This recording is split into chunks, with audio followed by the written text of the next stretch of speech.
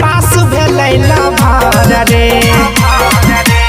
आबे लागलै अगुआ ओकरा घर रे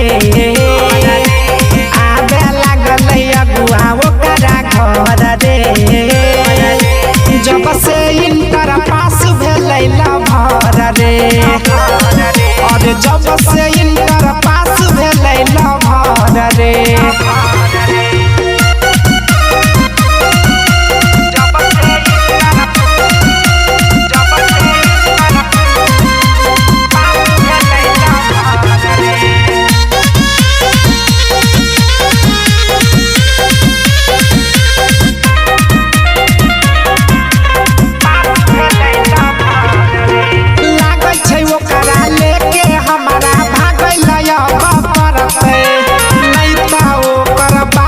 शादिया लगन में करते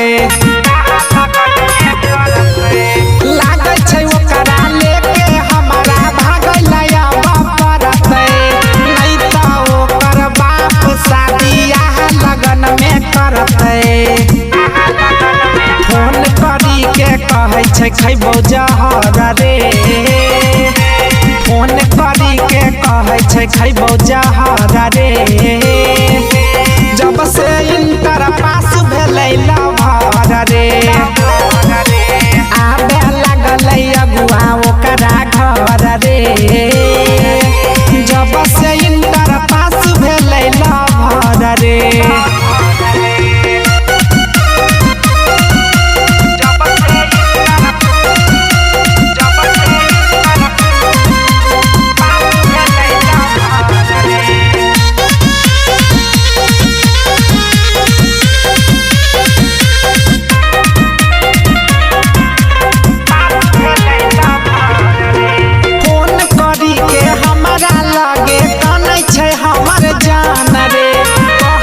जदी शादी होतो ताते जाबो पारान रे रे फोन करी के हमरा लगे कनै छै हमर जान रे कहै छै जदी शादी होतो ताते जाबो पारान रे सुजीत कन्हैया के होय छै फिकर रे